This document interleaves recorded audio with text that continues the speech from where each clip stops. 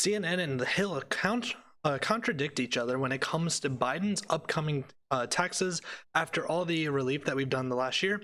NBC and Tucker Carlson respond to new CDC mask guidelines, and we look into the recall of California Governor Gavin Newsom. These stories and more on your April 28th Not So News update. Please like and subscribe if you're looking for daily news content, and let's dive on in. Yesterday, we reported on a story from CNN Politics stating that Biden's stimulus delivered a bigger tax cut to lower-income Americans than the 2017 GOP reform report shows. The notable aspect of this that we wanted to, get out of the story was taxpayers earning less than $75,000 annually will pay no tax in 2021, and then individuals $75,000 to $100,000 will pay an average tax rate of 1.8%. Now, this is obviously fishy, as everyone knows that you don't pay 1% tax rates. Regardless of what you are, most individuals are in, that around like 20-ish% rate. So we know there's a little bit of skepticism, and the Hill kind of gives us the obvious story here. Biden's tax hikes will hurt the little guy and kill Trump's opportunity economy. The American economy continues to experience a dynamic recovery with an even stronger economic activity anticipated through the rest of the year thanks to mass vaccinations, widespread reopenings, and a further unleashing of pent-up demand. Getting back to normal is within sight. It would be tragic if the implementation of wrong-headed economic policies smothered the acceleration recovery. Notably, I think, you might notice I got a haircut today, and part of that, I was just kind of talking to the hairstylist, and they were saying that, like, even with the reopenings, businesses like that aren't able to do, what they would normally expect based off of a lot of businesses still not being back. A business like that, they would regularly get people to come in during their lunch. People would come in, as soon as they got off work or maybe before work. And you have a lot of businesses, even though the economy is starting to reopen, there's still a lot of people that, because they're not back in the office, the economy still is not at even close to 100%. Unfortunately, it appears that President Biden and congressional Democrats are preparing to do just that, and in that way will harm the very people they claim to want to help. Since entering office just 3 months ago, the Biden administration has scored nearly $2 trillion in new spending, with trillions more planned, in spite of the nearly $1 trillion unspent from previous pandemic relief bills. To help pay for it all, they are proposing massive tax increases. Despite Democrats' claim that such intervention will create millions of jobs, recent history shows that it tends to warp the free market, expand government power, and drag the economy. It's a spend and tax scheme on steroids, designed to fundamentally reshape the U.S. economy towards a collectivist model of ever greater government control. Something I'm not a big fan of, and this is generally my sentiment when it comes to economics in general, is I don't really care about the efficiency of most economic models. I think this is where I tend to veer off the path of a lot of, the individuals that really are pro-socialism or pro-leftist economics. Is I don't really even care if capitalism was significantly worse than a socialist model. The big thing for me is the freedom that is granted to you as a spender, to you as an American, to be able to freely make contracts with the individuals that you want to consume their goods and services, for you to freely make contracts with your employer, for you to freely be able to leave your employer and go to a new one. Unfortunately, if you take these platforms and really start to spread them, as far as you see a lot of the individuals on the left, they are proposing that you do not have a say in something like who your doctor is when it comes to healthcare. Once you take socialism or communism to the extreme, they at some point say that you shouldn't be able to leave a company. You should be forced to do whatever the state says when it comes to whatever you do for your 9-to-5 position. In my opinion, personally, I don't care how efficient the system is, but the freedom that you eventually give up as you tend to lean towards the left is not worth it in my mind. And there's even the aspects that I'm even not convinced that there is even any more economic lack of disparity, which is what's normally critiqued in the capitalist system. The CDC recently released a bunch of new mask mandates, being reported from NBC News. Do I need a mask outdoors? CDC says certain activities are safe for fully vaccinated people. In the article, they say outdoor activities are safe without masks, regardless of whether a person is vaccinated, as long as people are either alone or with immediate family members, the CDC prevention said Tuesday. Fully vaccinated people can safely gather outdoors without masks in small groups. Over the past year, we spent a lot of time telling Americans what they cannot do, what they should not do. The CDC director, Dr. Rochelle Walensky, during a briefing Tuesday. Today, I'm going to tell you some of the things you can do if you're fully vaccinated. Notably, they had this little, I don't know what to call it, a recommendation guide for choosing your activities. So on the left, they have the pictures of what you can do if you're unvaccinated. On the right, they have vaccinated. So the first one, they have walk, run, bike outdoors with members of your household. Both sets of people can do that without a mask. Attend a small outdoor gathering with fully vaccinated friends and family. Both can do without a mask. Attend a small outdoor gathering with fully vaccinated and unvaccinated people.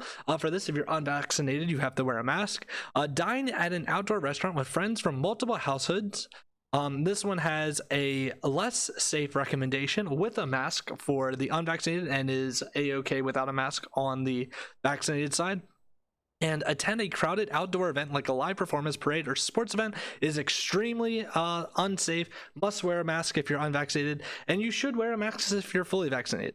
Now, I know a lot of this seems like common sense, you might say. The big thing is we have to remember the CDC is supposed to be a scientific organization. Notably, in all these recommendations, I did not see a single scientific study cited. I didn't see a single recommendation a single justification for why fully vaccinated people should be required to wear a mask when attending a crowded outdoor event. To me, that seems to be one of two things. Either the vaccines are not doing what they're supposed to do, which is stop you from getting the disease, or it would imply that the virus is changing so much that the vaccine does not serve its purpose, in which case we're all screwed over.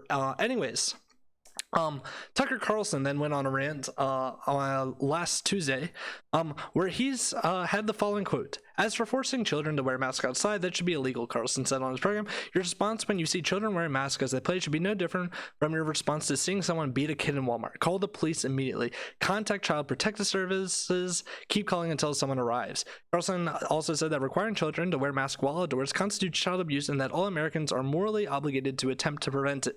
If it's your own children being abused, then act accordingly. Let's say your kid's school emailed you and announced that every day after lunch, your sixth grader was going to get punched in the face by a teacher. How would you respond to that, he asked. That's precisely how you should respond when they tell you your kids have to wear a mask on the soccer field. That is unacceptable, it is dangerous, and we should act like it because it is.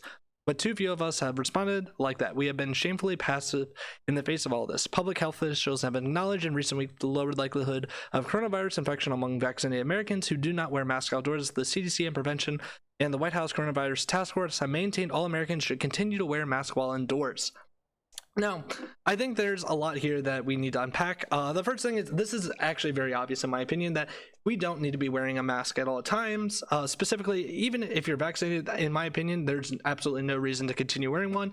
At this point, the White House has announced that anyone that wants to get the coronavirus vaccine has the opportunity to do so.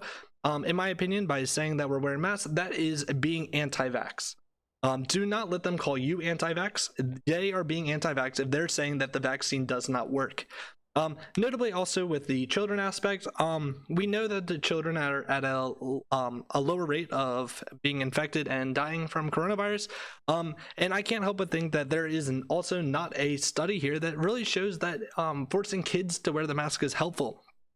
Specifically, when we're looking at what the harm the mask is doing, we know that if they're doing something like soccer, they're probably going to be running around, and running around with a mask is probably not very healthy. Specifically, if it's dirty, this is kids, they wear the same shirt for 2 weeks straight, their mask is probably just as disgusting.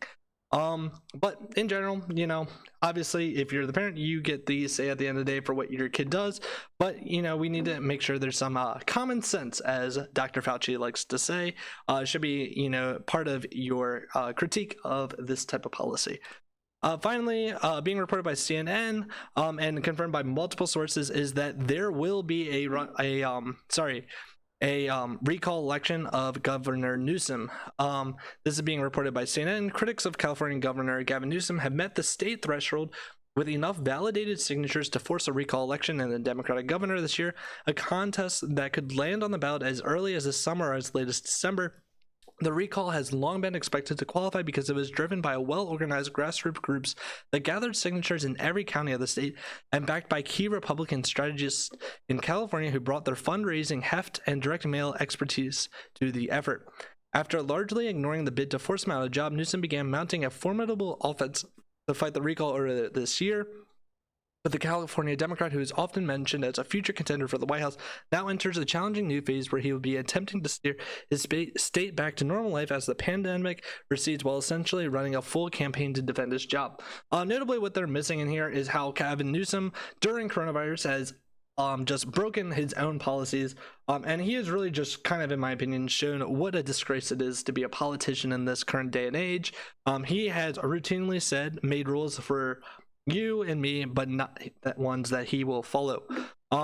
In general, I am very happy to see this type of runoff election, specifically because these type of special elections will get less turnout and does have a significant chance of those Republicans that actually really care about getting Newsom out have, in my opinion, a decent shot at doing so.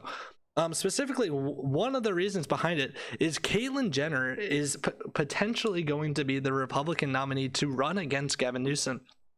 This being reported by NBC News. Caitlyn Jenner, the former Olympian, reality TV star, and transgender activist, said Friday she is running to be governor of California as a recall of the sitting Democratic governor moves forward. In a press release posted by Twitter, Jenner, a longtime Republican, said that she made a formal announcement in the coming weeks and pitched herself as a compassionate disruptor who will campaign on solutions and providing a roadmap back to prosperity for the state. California has been my home for nearly 50 years. I came here because I knew that anyone, regardless of the background or station in life, could turn to their dreams into a reality.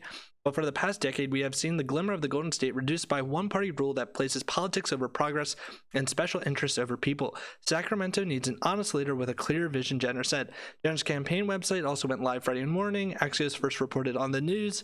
And then they have a tweet by Caitlyn Jenner. I'm in California. It's worth fighting for. Visit CaitlynJenner.com to follow or donate today. Hashtag a recall Newsom. And they have the official filing of Caitlyn Jenner for governor of California. Notably, I think this is actually going to turn into a very interesting political litmus test for Republicans of if they're willing to accept a transgender individual running for the governorship in California. And it would kind of be interesting to see what Caitlyn Jenner does for policy positions around the transgender movement. Obviously, most Republicans are not going to be jumping on the full-fledged acceptance of, everything under the sun transgender-wise. But will they be willing to accept what, in their opinion, is going to be the lesser of two evils by accepting Caitlyn Jenner over Gavin Newsom? Be interesting to see. I'm not going to make any predictions yet. As far as I understand, Caitlyn Jenner still doesn't have the official nomination against Newsom. My understanding of how it works is anyone can be on the ticket. So Republicans really need to kind of get their act together and have a single individual run against Newsom if that is the case. And this is your April 28th Not So News update. Once again, please like and subscribe if you're looking for daily news content, and have a good one.